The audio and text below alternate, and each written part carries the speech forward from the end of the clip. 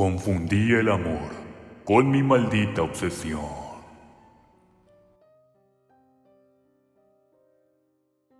Hola querida comunidad, ¿cómo se encuentran escuchando los maravillosos relatos de este canal, que cada día me sorprenden más?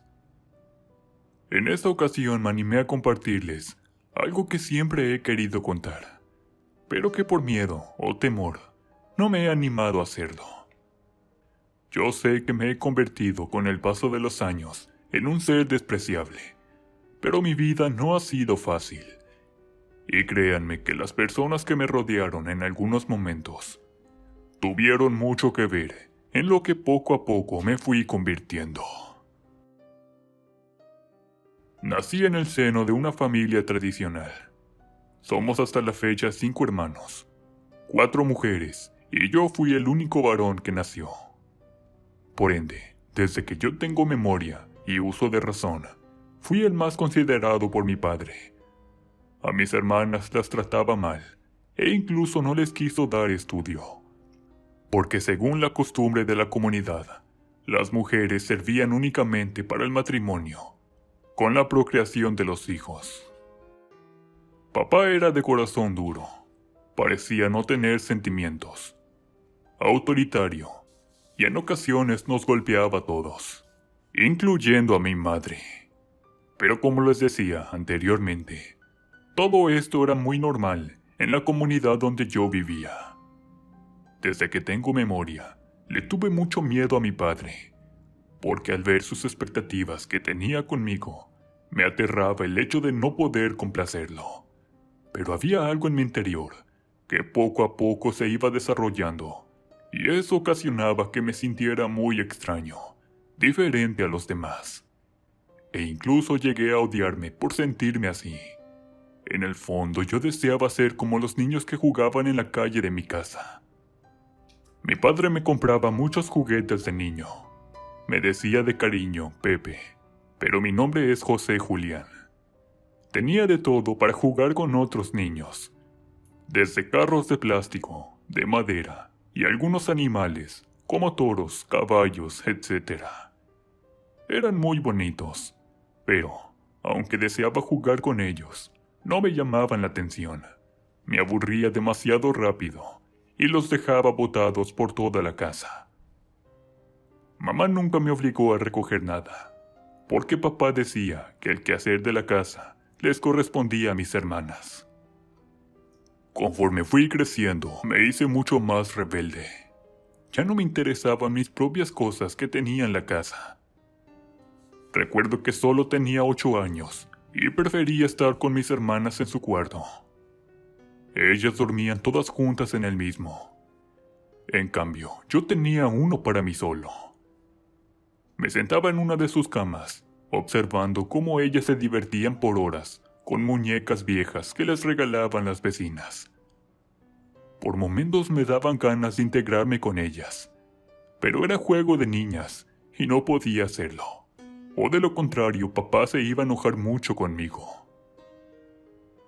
Durante un tiempo solo me quedaba ahí con ellas, sin decir nada. Como no molestaba a nadie, mis hermanas no tenían problemas que estuviera en su cuarto. Pero un día ya no aguanté más, y me acerqué para pedirles que me prestaran una de las muñecas. Anaí, la más pequeña de 6 años, me quedó mirando sorprendida, diciendo: «Se va a enojar mi papá». Pero yo le dije al momento: «Él no se va a enterar». Ellas asintieron con la cabeza, al ver que tenía muchas ganas de jugar con ellas. Entonces ese fue nuestro secreto, a partir de ese instante. Pasó el tiempo, y mi padre nunca sospechó que jugaba con mis hermanas. Sin embargo, un día me preguntó por qué ya no estaban gastados todos los juguetes que me había comprado, y por qué siempre estaban guardados.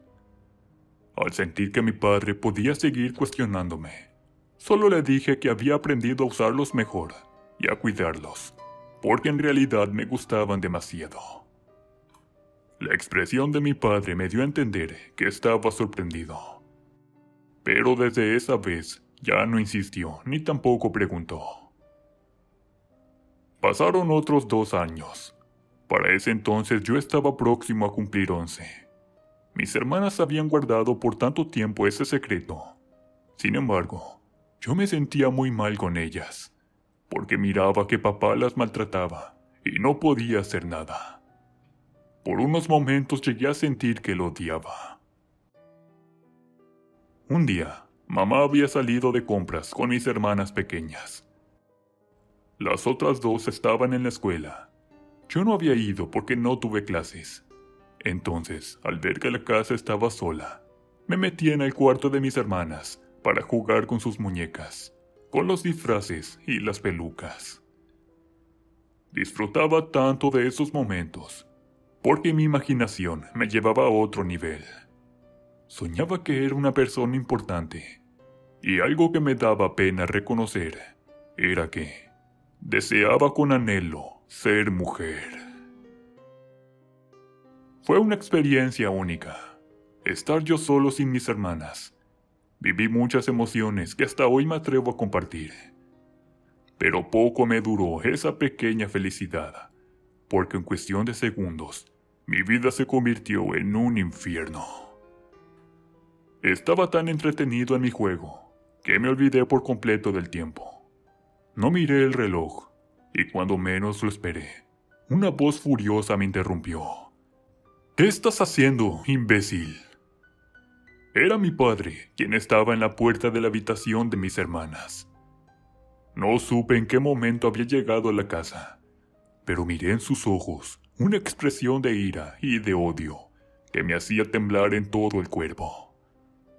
Pero no podía ni siquiera moverme. Yo estaba paralizado del miedo, porque sabía claramente lo que me esperaba. Un severo castigo inimaginable.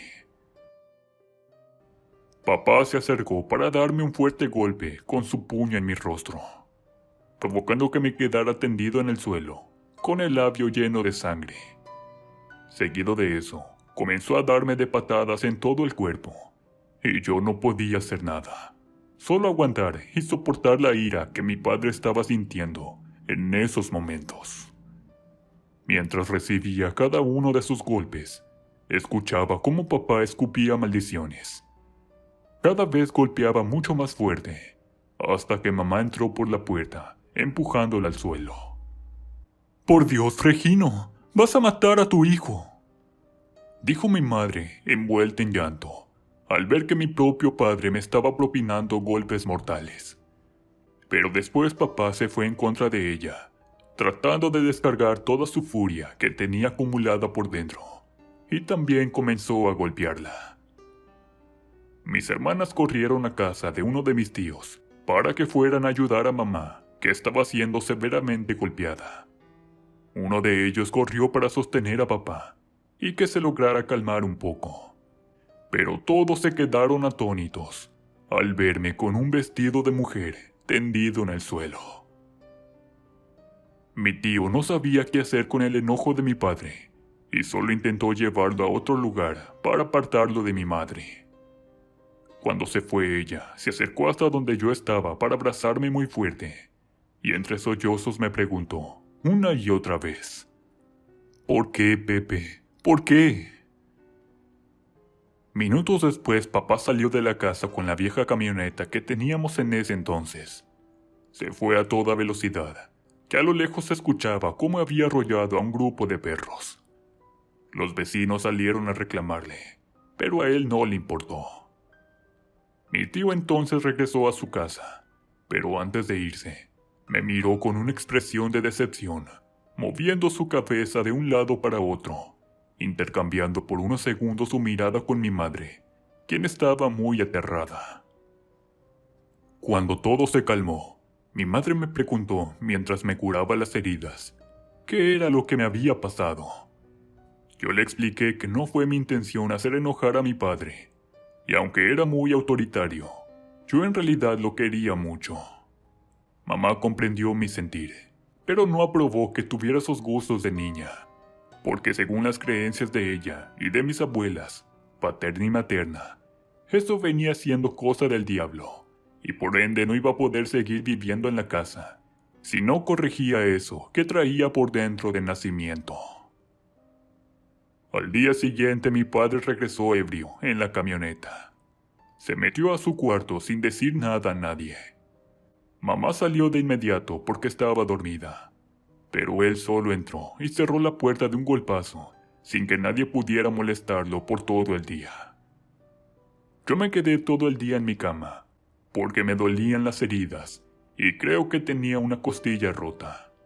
Mamá no me quiso llevar al médico, porque según ella, mi padre tenía todo el derecho a golpearme, según me estaba corrigiendo, sin saber que desde esa noche comenzaría mi propio infierno al lado de papá.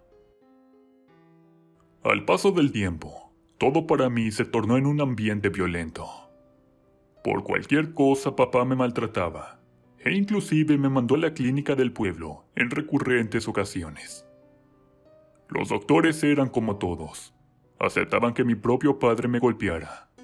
Al final yo era un chico rebelde y desobediente que necesitaba mano dura. Tiempo después cumplí los 15 años. Desde esa noche de lo ocurrido ya no fui a la escuela. Mi padre me puso a trabajar duro en el campo. Cargaba costales de maíz, pacas de avena, e iba desde las 5 de la mañana a la siembra del día.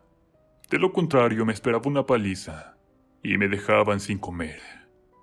Parecía un esclavo que solo servía para trabajar, pero según mi papá, eso me iba a ayudar para ser un macho y no pensar en tonterías de niña. Una noche llegué a mi cuarto y me quedé tendido en la cama.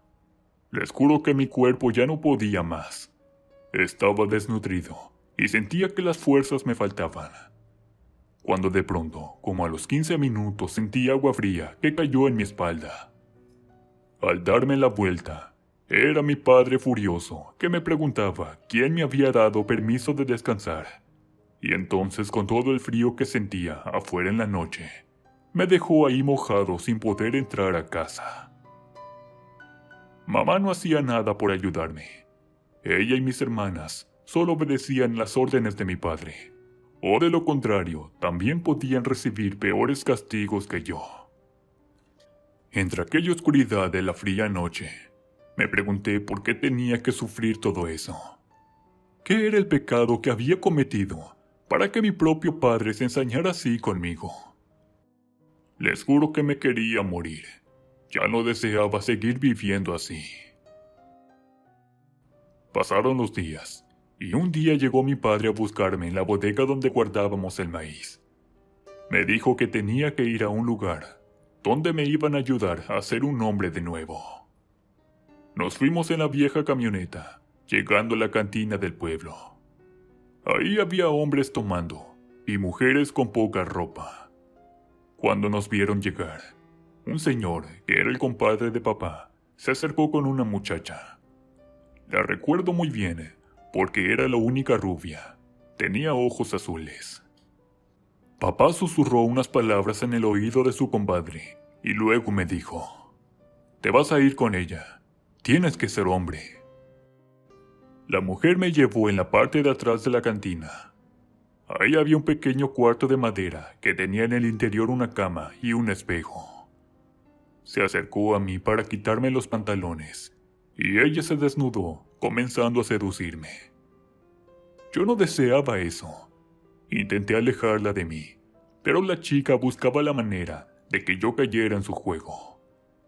De pronto, al ver que ella insistía de 1000 maneras, enojado la empujé, provocando que cayera al suelo. La muchacha se golpeó la cabeza entre la cama y no reaccionaba. Entonces, gritando, le llamé a mi padre, quien entró muy sorprendido a la habitación. Al ver a la joven en el suelo, me propinó un fuerte golpe, preguntándome qué había pasado. Pero yo no logré decir una sola palabra. Sin embargo, en esos momentos su compadre entró gritando: «¡La mataste! ¡La mataste!». Al escuchar las palabras de ese señor, créanme que un miedo me recorrió por todo el cuerpo, y salí corriendo de ese lugar sin saber nada. Corrí tan lejos de mi pueblo, que incluso llegué hasta la carretera que conectaba a otro municipio para llegar a la gran ciudad de México. Entre la fría y oscura noche, caminé por mucho tiempo con el cuerpo dolorido. Estaba haciendo demasiado frío, cuando ya no pude más y caí al suelo. Al ir cerrando mis ojos, escuché la voz de mi madre que me llamaba a cenar. Yo le respondía, ahorita voy, porque realmente sentía mucha hambre en el estómago. Pero eso era solo un sueño, porque al volver a la realidad, miré dos luces que se detuvieron justo donde me encontraba tendido, y ya no supe nada más. Desperté en un cuarto de hospital. La enfermera preguntó quiénes eran mis familiares, pero justo en ese preciso momento, entró un hombre como de 25 años. Era alto, tez blanca, bien parecido. Le dijo a la señorita que él se encargaría de buscar a mis familiares, pero cuando ella se fue, se acercó para preguntarme, ¿quién eres? ¿De dónde vienes? Yo no pude decirle nada. Luego aquel extraño hombre apuesto se quedó callado y me miró nuevamente para preguntarme, ¿quién te hizo todo esto? No supe por qué le dije que había sido mi padre. Entonces el joven muy amable sugirió ir con las autoridades, pero no dejé que lo hiciera. De lo contrario, mi padre iba a saber cómo resolver las cosas, y me obligaría a regresar con él a casa. Y de ninguna manera quería volver a ese lugar, que para mí era peor que el infierno. Aquí es donde comienza el principio de esta historia, que por hoy les deseo compartir. Quise antes que supieran algo de mi pasado, porque quizás así logren entenderme un poco. Aunque no pretendo justificarme porque, aunque intenté cambiarlo todo, las cosas ya están hechas, y nada puedo hacer para remediarlo. Sin embargo, una cosa sí les digo, y desearía que ustedes al menos puedan creerlo, porque en realidad, yo sí estoy muy arrepentido. Aquel hombre del hospital tenía por nombre Alan. Como les dije en el párrafo anterior, este chico era demasiado apuesto, que logró cautivarme por completo. Alan se mostró muy compasivo conmigo. Estuve en el hospital hasta que me dieron de alta, y cuando le pregunté por qué me ayudaba, su respuesta fue que le recordaba a su hermano fallecido. Tal situación me conmovió demasiado, que le prometí que le pagaría todo cuando buscara un trabajo. Al fin que yo trabajé desde que tenía 10 años, y no sería difícil conseguir uno. Cuando me dieron de alta en el hospital, me quedé pensando a dónde iba a ir. Pero justo en ese instante, el chico se apareció para decirme que tenía un cuarto disponible en el lugar donde él vivía. Al ver la oferta de Alan, no dudé en aceptarla, porque de otro modo iba a tener que vagar por las calles hasta conseguir un trabajo. Y en la ciudad seguramente sería algo difícil, teniendo tan solo 15 años. Acepté la invitación del muchacho. Me llevó a una colonia donde al parecer era su casa. Estaba grande y tenía 6 cuartos en hilera. Me dijo que se dedicaba a rentar esos espacios a la gente que estaba de paso, así como a los estudiantes. Bueno, aquí comenzó todo. Conforme pasó el tiempo, yo comencé a encariñarme con Alan, a tal grado que cuando cumplí los 18 años, comencé a sentir celos por las mujeres con quien tenía una relación sentimental. No soportaba que él tuviera una novia, y les confieso que hacía todo lo posible porque sus relaciones terminaran sin tener éxito. Y obviamente ustedes estarán preguntando, ¿cómo hacía eso? Y aunque no quisiera aclararles ni contarles la verdad de los hechos, por hoy vengo a decirles todo. Porque ahora ya no tengo miedo de perder nada, cuando antes perdí mucho más de lo que pude soportar. En ese tiempo que vivía en la casa de Alan, encontré un trabajo lavando platos en un restaurante. Ahí había un cocinero y las empleadas que ayudaban en la cocina. En ese lugar fue donde conocí a Luciana, una muchacha que tenía 25 años. Era medio alta y delgada. aunque no tan agraciada físicamente. Miraba que tenía muchos pretendientes. Todos por lo regular eran muy guapos, jóvenes y hasta con dinero. Las demás empleadas murmuraban que Luciana hacía cosas para atraer a los hombres, y que estos le regalaran cosas o dieran dinero.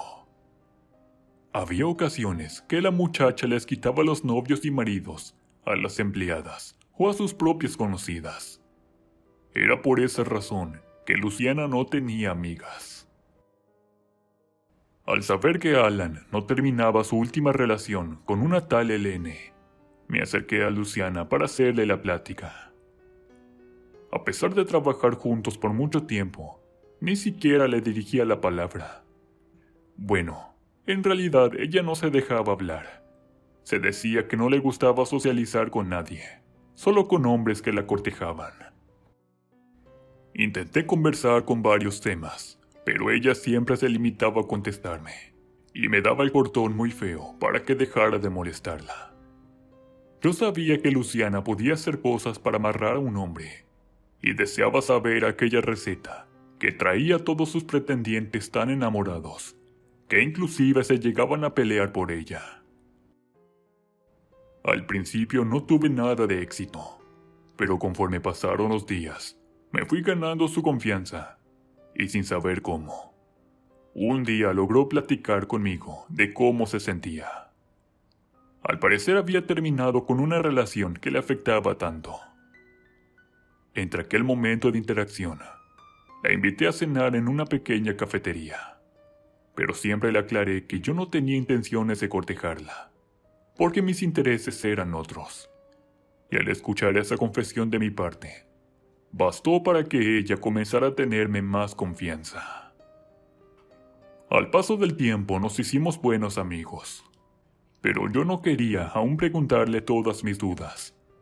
Entonces observé su comportamiento, sus gustos, su forma de ser, donde descubrí algo que me dejó pensando y aclaró algunas dudas que iba a preguntarle.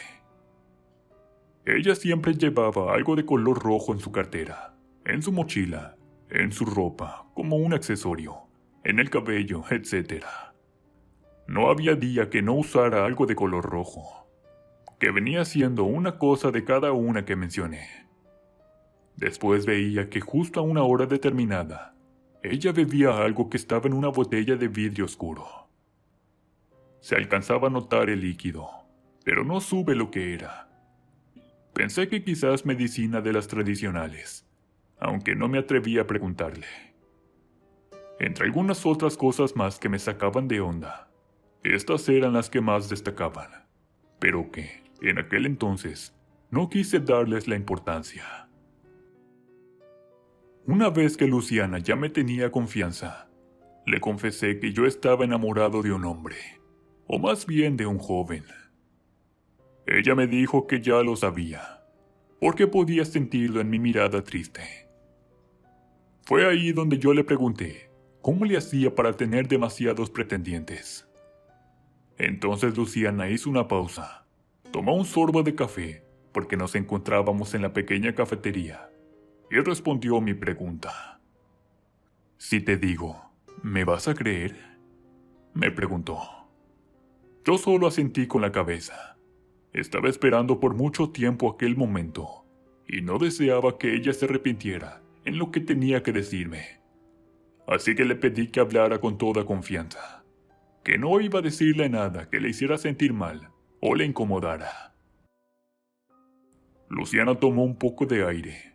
Luego me dijo que había alguien que desde siempre le había ayudado a conseguir lo que deseaba, a cambio de un precio que ella debía pagar.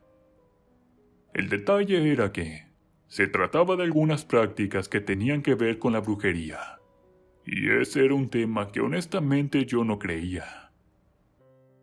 Mi padre siempre fue arraigado en sus creencias y en la religión con que nos bautizaron, la cristiana. Debíamos servir a Dios y estaba prohibido ir en su contra. La brujería era algo que no creía que fuera posible. No comprendía cómo las personas eran capaces de creer en algo que simplemente no podía existir, porque lo único que para mí era real venía haciendo todo lo que podía ver y tocar con mis propias manos. Entonces, sin interrumpir a Luciana, dejé que terminara de hablar.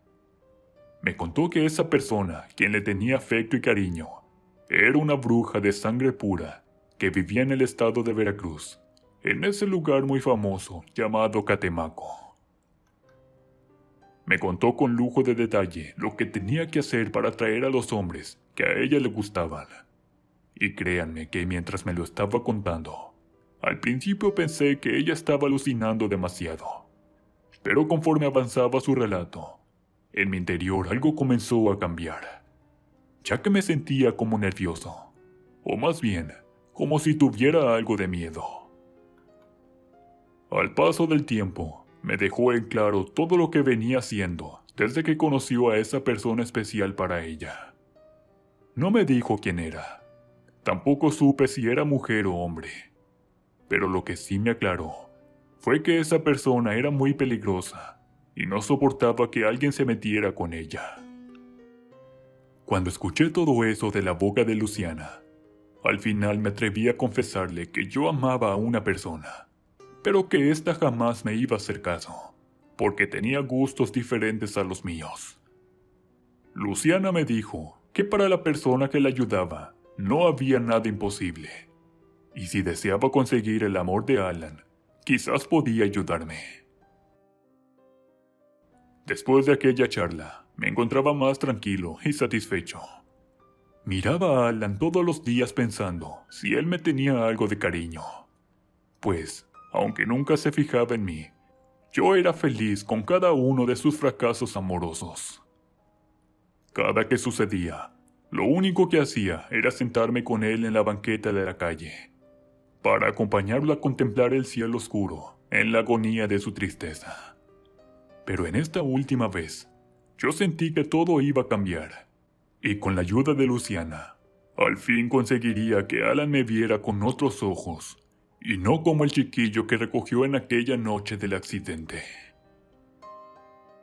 Pasaron los días, y como Alan seguía solo, entonces me olvidé de pensar en la ayuda que podía darme Luciana, así que lo dejé sin decirle nada a ella, pues pensé que después de tantos fracasos, Alan iba a desistir en buscar la felicidad con una mujer. Pero para mi grande sorpresa, después de 3 meses, un día llegó él de la mano acompañado por una mujer muy bonita. Tenía el pelo rizado y la piel demasiado morenita. Cuando iban llegando, salí de mi cuarto. Los miré con una furia que iba creciendo en mi interior, pero Alan solo me dijo con una expresión de felicidad en su rostro. Y yo que pensaba seguir solo. Creo que el destino tenía algo preparado para mí. ¿No lo crees? Al escuchar sus palabras, sentí que el corazón casi se me salía del pecho. Era un dolor muy interno que apenas si podía respirar. Alan me miraba desconcertado, preguntándome qué era lo que me sucedía. Pero sin poder hablar, solo pude darme la vuelta para regresar a mi cuarto. Estando dentro, miré a través de la ventana cómo los dos entraban a la casa de Alan, y de ahí no salieron en toda la noche. Acurrucado en mi cama, comencé a llorar desconsolado, y llamé varias veces a Luciana, pero ella no respondía el teléfono. No podía localizarla, y tampoco había ido a trabajar el día siguiente. Desesperado por no saber qué hacer, ese día por la noche, después de llegar a trabajar, cuando iba entrando a mi cuarto, Alan me interrumpió para darme la más terrible de las noticias. Él había decidido vivir con esa mujer y planeaba casarse. Yo no quería escuchar eso, ni tampoco podía permitir que Alan estuviera con otra persona que no fuera yo. Así que sin pensarlo, localicé la vivienda de Luciana, y esa misma noche fui a verla. Cuando llegué a su casa, toqué una vez en el timbre, pero nadie atendía el llamado. Después lo hice 1, 2 y 3 veces, sin tener éxito. Al parecer ella no se encontraba en su casa. Pregunté entonces a uno de sus vecinos que iba saliendo de su pequeño apartamento. Este no sabía nada. Sin embargo, recordó al final una conversación por teléfono de Luciana, donde ella decía que iba a ir hasta Veracruz a visitar a una persona. Sin esperar más, esa misma noche regresé a mi pequeño cuarto, abrí una de mis alcancías y juntando todos los ahorros que yo tenía, tomé el primer autobús que salía justo para el estado de Veracruz. Aunque honestamente no sabía cómo iba a encontrar a Luciana en ese lugar, si no tenía al menos una dirección en donde localizarla, y en su teléfono no entraban las llamadas. Cuando iba llegando a la terminal, entró un mensaje precisamente de ella, preguntando qué era lo que pasaba. Yo le conté que había ido a buscarla, porque me urgía que me ayudara. Y justo cuando iba a mandarle el mensaje, entró otro de ella, diciendo que donde se encontraba no había señal, pero que me esperaba afuera de la terminal en 1 hora aproximadamente, porque aún no llegaba al lugar de su destino. Pero justo cuando iban a dar las 12:30 de la mañana, ella apareció a lo lejos, acercándose hasta donde yo estaba sentado. Me miró y dijo: «Al fin llegaste. Vámonos, nos están esperando». Tomamos otro autobús que duró en el camino por 1 hora con 45 minutos. El recorrido estaba muy largo, pero en el momento que íbamos llegando al destino de Catemaco, Luciana me dijo que la persona que veríamos esa noche no trabajaba gratis, y que si estaba dispuesto a dar lo que fuera, entonces me iba a llevar. De lo contrario, no podía hacer nada por mí. Yo le pedí que no se preocupara, que todo iba a salir bien, pero ella no estaba tranquila. Lo podía ver a través de sus ojos, que parecían estar algo alterados, y al final comprendí que no era para menos. Llegamos justo a una pequeña choza que tenía el techo como de paja, de esas que están en las playas. Aquí el calor era realmente horrible. No se comparaba con la ciudad donde yo vivía. En fin, era un buen clima que me hacía sentir muy bien. Luciana me presentó con la señora Carmela. Esta mujer casi me mata de un infarto, porque tenía el rostro con cicatrices de quemaduras severas, y las córneas de sus ojos estaban totalmente blancas. En pocas palabras, ella era invidente, no podía ver nada. Le conté por qué estaba ahí, y aunque al principio veía en su rostro que no deseaba ayudarme, la chica intervino para que la señora Carmela aceptara. Entonces dijo: «Está bien», y al día siguiente me citó para realizar el trabajo. Hizo en mi presencia lo que se dice llamar brujería. Desde esos momentos miré que las velas se apagaban, e incluso ráfagas de viento aparecían de la nada. Luego, al mencionar el nombre de Alan, sentí un extraño temblor en el interior de aquel recinto, donde se llevaba a cabo aquel ritual. Después de 3 días, regresé a la ciudad con Luciana. En el camino me sentí muy bien y feliz, y también ansioso por ver a Alan. La señora Carmela me había indicado darle de beber una sustancia, así que ya no podía esperar más para poner en marcha el plan que me iba a permitir atraparlo para siempre. Sin embargo, había algo que me inquietaba, y era que esa mujer me hizo una advertencia que no recordaba muy bien, y Luciana tampoco la sabía, porque en esos momentos ella no estuvo presente. Sin darle más importancia, llegué hasta mi pequeño cuarto. Entonces miré que aquella mujer seguía viviendo con él en su casa. Al parecer nada había cambiado. Cuando Alan me miró, me gritó: «Pepe, qué bueno que ya llegaste». Yo le respondí asintiendo con la cabeza, pero en realidad no deseaba verlo. La sola presencia de su mujer me provocaba demasiados celos. Entré sin decirle nada, pero por la noche un ruido me despertó. Era como si algo estuviera en mi cuarto, porque incluso podía sentir cómo se movía. Prendí la lámpara y no había nadie, pero al volverla a apagar, esta vez era el sonido de una respiración muy agitada, que la verdad me dio mucho miedo. Seguido de eso, escuché ruidos desde la casa de Alan. Al asomarme por la ventana, observé que la mujer con quien él vivía salió muy enojada con una maleta de ropa. También alcancé a escuchar que estaban discutiendo. Luego ella se fue y Alan regresó hasta su casa. Cuando amaneció, justo a las 7 de la mañana, tocaron la puerta de mi cuarto. Me levanté algo sonámbulo para abrir, y era Alan. Traía en su mano una jarra con café y pan dulce. Me dijo que sí podíamos desayunar juntos, donde yo asentí solo con la cabeza, de lo sorprendido que estaba. Desde ese momento, el hombre de quien siempre había estado enamorado cambió por completo, a tal grado que vi su interés en mí. No supe cómo, pero Alan me miraba con otros ojos, y una tarde de domingo, él al fin me dijo que sentía cosas más fuertes por mí. Bueno, aquí ya se imaginarán lo que pasó entre los dos. Nos entregamos a la pasión en mi propio cuarto, y a partir de ese día, comenzamos a tener una relación. Las cosas iban marchando muy bien. Luciana supo de inmediato los resultados de la señora Carmela. Alan nunca se dio cuenta que le había colocado la sustancia mágica en su taza de café cuando tocó en mi cuarto en una mañana. Pero después de un tiempo, comencé a sentir cosas demasiado raras. Desde un susurro en mi oído que siempre estaba ahí. Parecía un zumbido y en ocasiones era mucho más fuerte. También tenía sueños espantosos, donde miraba a Alan entre las sombras, de espaldas, junto a una sombra muy alta, que no apreciaba ver quién o qué era.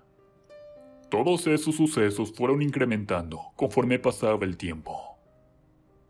Pero lo que ya no me agradó fue lo intenso y tóxico que se había convertido Alan. Me llamaba de manera constante en el trabajo, iba por mí, y se enojaba si no le contestaba el celular. Llenaba mi red social de dedicatorias, posts donde solo aparecían nuestros nombres, y me exigía poner nuestras fotos juntos de perfil. Alan se convirtió en un celoso y posesivo, a tal grado que después de unos meses ya no me agradaba estar con él. Aquel amor que yo sentía se fue convirtiendo en un infierno, a tal grado de querer terminar esa relación que con tanto trabajo me costó conseguir. En ocasiones pensaba hablar para terminar, pero después recordaba la visita a Catemaco y desistía de esa decisión. Aunque quizás el karma me pasó las facturas de mis malas decisiones. Y es que, una tarde-noche, yo iba llegando del trabajo demasiado cansado. Entonces Alan fue a mi cuarto para que saliéramos a cenar juntos. Pero cuando le dije esta vez que no tenía ganas de ir a ningún lado, porque estaba demasiado cansado, miré cómo su expresión facial fue cambiando, y comenzó a gritarme muy alterado. Después me puso en la cara la pantalla de su celular, con la foto de perfil de mi red social, donde uno de mis agregados, que era un chico, había hecho un comentario diciendo: «¿Pero qué veo?». Estaba enojado por esa reacción del chico. Entonces, al ver su enojo, le pedí que saliera de mi cuarto. Pero en vez de calmar las cosas, el temperamento de Alan se salió de control y comenzó a propinarme golpes con los puños de sus manos. En esos momentos recordé la voz de mi padre y cómo me golpeaba de niño. Entonces una furia que estaba dormida en mi interior se desató y comencé a defenderme de los golpes de Alan. No obstante, en ese momento lo empujé tan fuerte que cayó fuera de mi cuarto, pegándose la cabeza con el filo de la banqueta.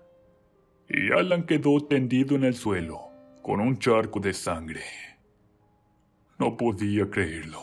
Había matado a Alan y tenía mucho miedo. Corrí desesperado huyendo de ese lugar hasta llegar a una carretera que siempre estaba solitaria.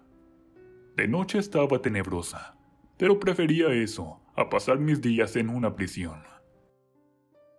Caminé y me fui lejos, pidiendo a los choferes que pasaban que me echaran un aventón.